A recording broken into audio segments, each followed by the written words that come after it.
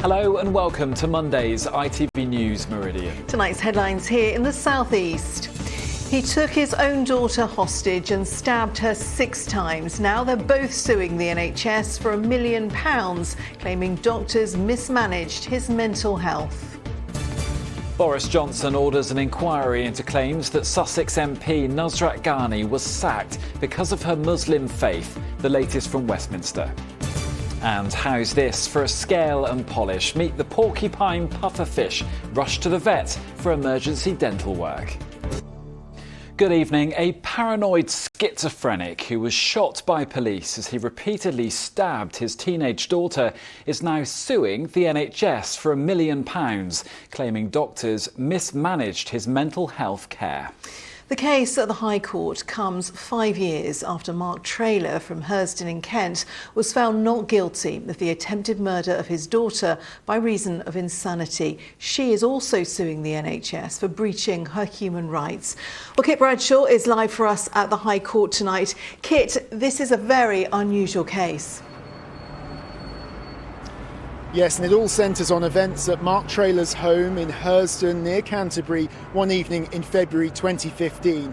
He'd entered his daughter Kitana's bedroom armed with 2 kitchen knives. She was aged just 16 at the time and he took her hostage, but when police arrived he began to repeatedly stab her, and that led to him being shot 3 times by an armed officer.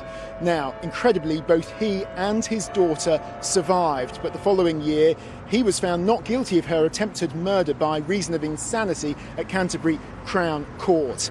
But they both were badly injured, and that's really what's led to this case in the civil courts, because Mark Traylor, who's now 47, and his daughter Kitana Traylor, who's now 22, are suing the Kent and Medway NHS and Social Care Partnership Trust for damages which their lawyers say could total £1 million.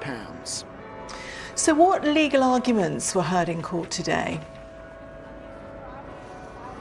Well, there was lots of discussion by the various sides about a decision by Mr. Traylor's doctors a year before the incident to swap his medication from slow-release antipsychotic injections known as depot injections to tablets that he was meant to take at home. Now, it transpires that he wasn't taking those tablets, and his barrister told the court today that his client was shot by police as a direct and foreseeable consequence of his unmedicated state, while Ms. Traylor's barrister blamed the decision about drugs as the lack of an adequate risk assessment being in place by the NHS Trust. She was said there was evidence that he would never take tablets. But the NHS's barrister, Edward Bishop, said there was no risk identifiable in advance that he intended to harm his daughter. So lots of complex legal arguments for the judge to consider. Mr. Justice Johnson said at the conclusion of proceedings that at this heart, this case was a real human tragedy, and he reserved his judgment to a later date. Kit Bradshaw at the High Court, thanks very much. A man has been arrested in connection with a crash on the M25 near Swanley in Kent, which left a police officer seriously injured.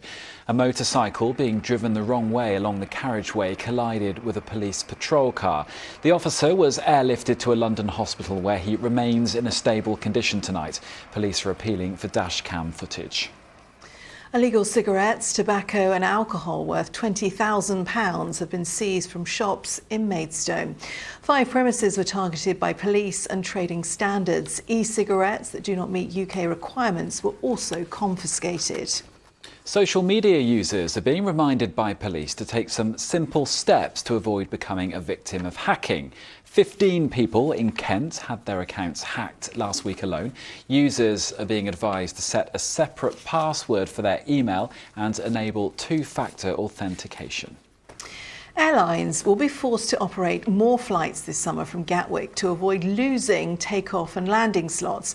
The Transport Secretary, Grant Shapps, said airlines must use their slots at least 70% of the time to keep them beyond the 27th of March. That's an increase from the current 50%, which was put in place to help airlines cope during the pandemic. The move has been welcomed by Gatwick.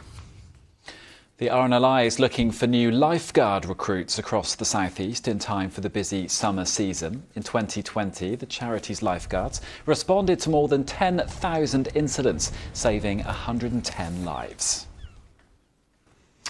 The government have announced an inquiry into claims by the Conservative MP for Wilton that she lost her job as a minister partly because she's a Muslim. Naz Ghani says she was told her faith was regarded as a problem by some people in the Tory party. We're live to Westminster and our political correspondent Phil Hornby. Phil, what's Naz Ghani saying tonight? Luke, she says she's pleased that there is going to be an inquiry and she hopes it looks at everything and gets to the bottom of the issue. For years, of course, the Conservative Party has been dogged by allegations of institutional Islamophobia. Naz Ghani made headlines a few years ago when she became the first female Muslim MP to become a government minister, and that was just a couple of years after she'd become the first female ever elected as MP for Wealdon. I look forward to working with you, working together with you in making this beautiful part of the world and our great country even stronger. Thank you so much. She's always been proud of where she comes from, a working-class Birmingham girl who says she believes everyone should be able to succeed through hard work. It's that belief that sustained me on my journey. I didn't accept what I was given. She's proud of her faith and her background too. When sworn in as an MP, she's one of the very few who does it in English and then in Urdu.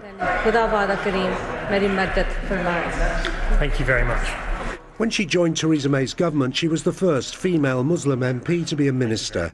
Her claims that, as she says, her Muslimness made some Tory MPs uncomfortable have provoked a storm. A former minister has stated she was demoted from her position for reasons including her, in her words, Muslimness, the fact that her faith was viewed as, again in her words, some kind of a problem, and that was levelled against her. That's deeply concerning. We take these allegations extremely seriously. I took them very seriously when they were raised with me 18 months ago. Very glad there's an investigation taking place now. It's yet another big problem for a beleaguered Prime Minister. Beleaguered because of this row, beleaguered because one of his ministers in the House of Lords dramatically resigned at the dispatch box this afternoon, but most of all beleaguered, of course, because we believe we're just days away from getting that report into Partygate, a report that really could hold the Prime Minister's fate in its hands. And I've got to tell you, Westminster is on red alert tonight. Rumours are swirling around that there might be more revelations and more allegations about breaking lockdown rules. We'll see if that happens later, but the Prime Minister is under pressure tonight as never before. OK, Phil, no doubt we'll be hearing more from you in the coming days. Live in Westminster, thank you. We're watching ITV News in the Meridian region. Coming up. Sell the house or quit work. The tough choices facing families struggling with the soaring cost of childcare. And 95 years after she became the first woman to cross the English Channel, a special honour and film in memory of a Brighton-born swimmer. And for more on all of our stories, go to itv.com/Meridian. You can call us on 0808 1010 095 or get in touch via Facebook or Twitter.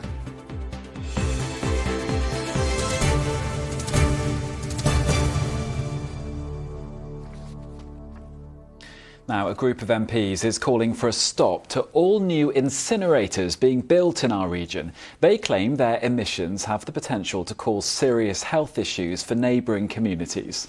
Well, the UK's capacity to burn waste is set to double over the next decade, but the body, which represents the industry, claims they are still a safe and effective way of dealing with rubbish that can't be recycled. Nick Smith has more. Even as recycling rates continue to rise, there's still the question of how we rid ourselves of waste which cannot be reused. Rather than putting more pressure on limited space for landfill, in the last few decades we have shifted focus to incineration, which also has the potential to produce energy. There are currently 11 incinerator sites serving the southeast of England, like this one at Newhaven in East Sussex, and a further 5 new ones are planned for the region in the near future. Last month, a report from the All-Party Parliamentary Group on Air Pollution said construction of new incinerators should be halted due to concerns over public health and the environmental impact. Well, incinerators cause much more carbon than other forms of energy production. Incineration causes air pollution, in particular ultrafine particulates that do the most damage. Our report showed, and these incinerators have been placed in the poorest urban communities where potentially they could do the most harm. But many in the industry have criticised the report, saying it bases its claims on a narrow body of evidence. One scientist, who led a long-term Imperial College study into incinerator emissions and child health, says they couldn't establish strong links between them. We couldn't find a clear impact on infant health, which was one of the major health concerns originally. We didn't obviously conclude that you shouldn't keep these things under review, because that's quite important. These are incinerators that are operating to very stringent regulations, and those haven't changed over time. So I think the findings are still applicable now. And the trade body which represents the waste industry says future shifts to cut down on non-recyclable waste will eventually phase out the need for new incinerator sites.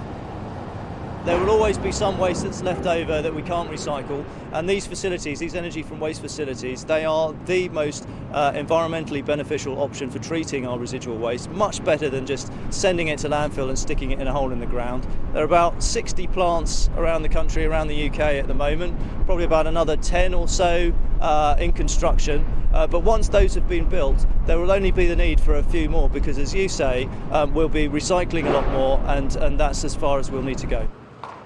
As we move towards a greener future, we'll see new and inventive ways of dealing with waste which may eliminate the need for incinerators. But in the face of sometimes strong local opposition, as far as government and many local authorities are concerned, for the time being, they still have a big role to play in getting rid of what we don't want. Nick Smith, ITV News. Next tonight, from cutting back on everyday essentials to borrowing money and even selling their homes, these are some of the extreme lengths that parents across the South East are having to go to so that they can cover the cost of childcare. Well, the government says it's investing billions, but many families are still struggling. Here's Lauren Hall. With a 9-year-old and 2-year-old twins, life is pretty busy and pretty expensive for Georgina Lawrence from Portslade in Sussex. She's a single parent and pays for childcare so she can work twice a week. But as her twins get older, she may have to make some big changes. I'm very fortunate that I found a local childminder who is excellent and makes it affordable. But as they start to get bigger and need more structure, I'm at a loss as to what I'll do. It's already playing on my mind as to whether or not I might have to stop work to actually just be a at-home mum because of the rising costs of childcare. A survey of parents found half of those using childcare have noticed a significant impact on their standard of living or found it completely unaffordable. A third said they're paying more for childcare than their rent or mortgage. Another recent survey found nearly 1 in 10 covering the cost using credit cards, and nearly half said it even put them off having another child. The cost of living is absolutely increasing. The cost of childcare is increasing, and yet wages are not keeping up with those costs. And so what we're going to see is more parents having to make these really difficult choices. This family knows just how difficult those choices can be. We've been forced into selling a 4-bedroom semi-detached house and moving to a smaller property just to avoid getting ourselves into uncontrollable debt. We rely heavily on family support, not only in terms of childcare, but also in terms of financial assistance. I've had to work 3 different jobs, and that barely covers the cost of the nursery fees, which is in excess of £650 per month. It becomes even more of a challenge for those on their own. Childcare costs in the UK are extremely expensive, and this is particularly difficult to bear for single parents because they are on one household income. And we've found through our own research that many single parents are actually being pushed into debt in order to be able to afford childcare. And that's not a great situation, really. Childcare providers are also facing huge financial pressures. Many have had to close, while others are struggling to stay afloat. They say the government needs to do more. The Department for Education told us the early years of a child's life are the most crucial, which is why we've invested more than £3.5 billion in each of the last 3 years to deliver free childcare offers, including the 30 hours a week for working parents. We're also increasing the hourly rates paid to councils for free childcare entitlements and are investing millions in family hubs where parents can get support. Despite that, many families are finding that the cost of childcare is leaving them unable to cover the cost of much else. Lauren Hall, ITV News. And the ITV Evening News Hour continues at 6:30. Here's Charlene White. Coming up, an ITV News exclusive, another party scandal at Downing Street. This time it's a birthday do for Boris Johnson in June 2020, when of course lockdown rules were still in place. It adds to the Prime Minister's problems. He's had to order an inquiry today into allegations of Islamophobia. The new rules for the road and why you need to know them. And the schoolboy snooker star now beating the pros. Join us for those stories and more from 6:30. Now, back in 1927, Mercedes Gleitz became the first British woman to swim the English Channel. 95 years later, at the home where she grew up in Brighton, a special plaque was unveiled today commemorating her achievements. And it coincides with a film on her amazing accomplishment, and some of the cast and crew were there for the ceremony, as Charlotte Wilkins explains. I suppose it's a lure of the water. We are all drawn to the sea. It took 8 attempts, but in October 1927, Mercedes Gleitz became the first British woman to swim 21 miles across the English Channel. But her accolade was soon plunged into doubt when a rival claimed to have completed the same swim in the same week.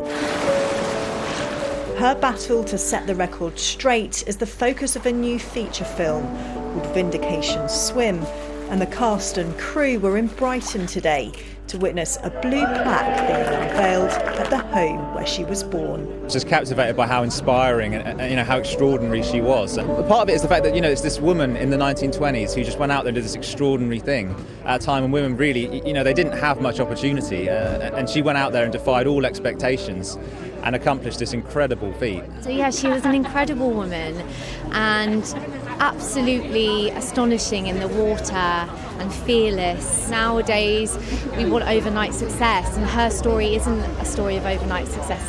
It's a story of perseverance and daring to do something no one else has done, and I always think that's inspiring whatever generation you're in. Mercedes learned to swim here in her hometown, but her love for the sport took her across the world. The swimmer became an icon of the 1920s, but her family knew very little of her achievements until she died in 1981. It's great for the family to get the recognition they deserve. The fact that they made a film about her achievement as well is wonderful, and it just brings sort of family history to life. Gleitz's story has since inspired other female channel swimmers like Christine Addison from Saltdean. That's what you have to do, just enjoy it, and that's what she did, and had a little idea that she wanted to swim all the way across with some of the other ladies and be one of the first ones to go across, and it's just pure willpower and the love of the sea that gets you there, really. With a blue plaque, a film and possibly even a statue in her honour, it's hoped Mercedes' achievements, which were once forgotten, will now be celebrated by generations to come. Charlotte Wilkins, ITV News, Brighton. Now, a couple from Maidstone who won £1 million on the Euro Millions lottery have used some of the money to buy a support dog for their disabled daughter. Yes, Golden Labrador Merlin is now part of the Pryor family, as Tom Savides reports. Merlin isn't just a family pet. He's also a support dog for 5-year-old Charlotte Pryor. The Golden Labrador was bought by parents Adam and Amy after they struck it lucky on the Euro Millions. It's been amazing since winning the lottery. We've been able to do so much. So we've been able to move to a bigger property to help us with Charlotte. I've been able to give up work so I can actually focus all my attention onto her care and her therapy and all her needs. And now Merlin is an amazing addition to that as well. Mr and Mrs Pryor from Maidstone scooped £1 million back in 2017. Now they've used some of the National Lottery money to help their daughter Charlotte, who has hearing, sight and mobility difficulties. He's so loving. He's got such a good personality. He's just so dopey but caring, and jumps up on the sofa, loves to cuddle with all of us, loves cuddling Charlotte. Merlin, who is still undergoing training, is a supporting paws dog which cost around £9,000. The Pryor family say it's lottery money well spent. Tom Savidas, ITV News. Amazing. £1 million win to $1 million smile now, and a pet pufferfish had to be rushed to the vets for potentially life-saving treatment because its teeth had grown too long. So long that the fish, called Goldie, was at risk of starving if they weren't fixed. But taking a porcupine pufferfish out of the water is a very tricky business, as Abigail Bracken found out. Flashing her fabulous new grin, Goldie the porcupine pufferfish is now safely back in her tank in Leybourne near Maidstone, after potentially life-saving surgery to trim her front teeth called a beak in a pufferfish that never stops growing. I've had her on a regime of whole crocodile shell to try and use the natural process of grinding down the beak with shell, but it didn't seem to be working. How dangerous would it have been for her if you'd have let it go on? If I let it go unchecked, it would have meant that she couldn't feed, basically, and would have starved to death. And that would have been a terrible outcome, because I love my fish. This footage shows Goldie being treated by her vet in Snodland, anaesthetised and taken out of the water for just seconds at a time, while her beak is trimmed using specialist equipment. And she's held in a wet towel to protect the nurse from her spines. Pufferfish like Goldie here can make themselves up to twice their usual size by taking in lots of water when they feel threatened and exposing their sharp spines. And that makes catching a pufferfish quite tricky. But a tempting prawn can help.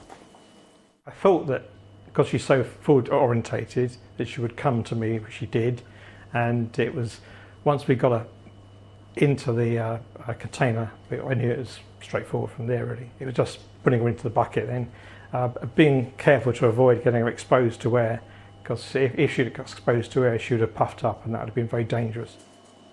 Now Goldie's owner plans to try feeding her crab legs, hoping they might help to keep her beak trimmed, so this fish won't need to be taken out of water again. Abigail Bracken, ITV News, Leybourne.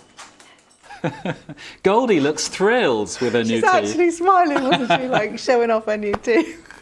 Now Holly's here. Holly, have you got anything that unusual for us? I haven't got anything as good as the snow in fish. No. But I have got snow in places where you don't normally see snow. So Okay. take a look at this. This was Mykonos this morning in Greece. Wow. Which is, really unusual. Not just Mykonos, also Crete, Santorini, inland Greece as well, although it is less unusual there, and also Turkey as well. In fact, this system bringing probably another ½ metre of snow for Turkey. And we only have to think back to the summer, and this part of the world seeing record heat. So Sicily had the highest temperature ever recorded in Europe back in... All the heat and all the snow. It's just these extremes of weather just give you a real sense of how chaotic, I guess, our atmosphere is. Well, I'm hoping to go to Greece in May, so I'm hoping it warms up. I don't want a scene like that. I think you would be very unlucky to get snow in May. You can't rule it out. I can rule it out for sure. Take a look at why it's happening though. So this is our jet stream at the moment. It's plunging south across parts of the Mediterranean. We're getting this low pressure that's developed, this cold plunge of air, and then at the same time across us, because of the way the jet stream is moving, we've got high pressure in charge, so hence this settled but very grey weather we've got at the moment. Anticyclonic gloom, as we call it in the weather biz. Anticyclonic gloom. OK, well, let's see if there's any more of that in the forecast. Here's Holly.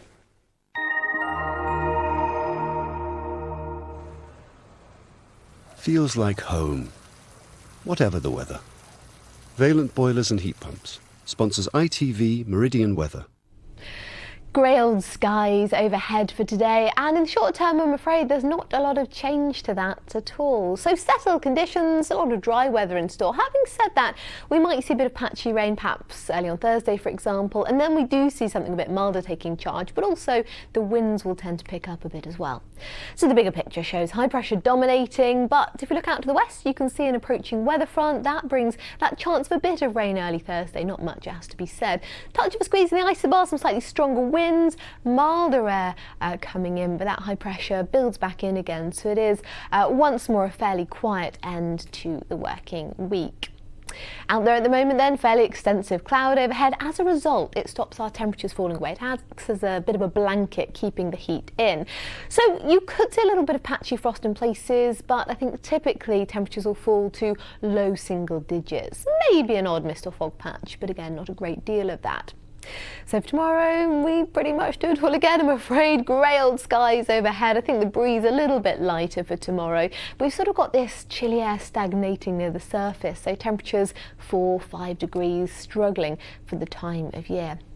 Taking a look at our high tide times, you've got Sheerness there at 4:52 and again at 5:33 as you head into the afternoon. And the outlook. So this doesn't look particularly exciting, does it? I think early on Thursday we could see a bit of rain as that weather front comes through, though not in any great amount for anyone that needs the rain. The winds start to pick up and it does turn that bit milder, so some changes afoot. Take care. Valent sponsors ITV Meridian Weather. So a very grey outlook for us, and in just a moment the ITV Evening News with Charlene White. Yes, Stacey's got our late news at 10:30, but from all of us here, have a good evening and we'll see you at the same time tomorrow. Good night. Good night.